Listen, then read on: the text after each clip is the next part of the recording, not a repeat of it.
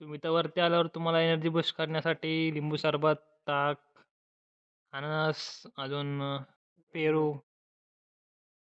वेगवेगळ्या प्रकारचे healthy food भेटेल तुम्हाला खायला एनर्जी बूस्ट करण्यासाठी. तर ताक आणि लिंबू सरबत 20 रुपयाला असतं. पपाई सॉरी अननस 30 रुपयाला. चांगलं टेस्ट आहे. नक्की ट्राय करा आल्यावर.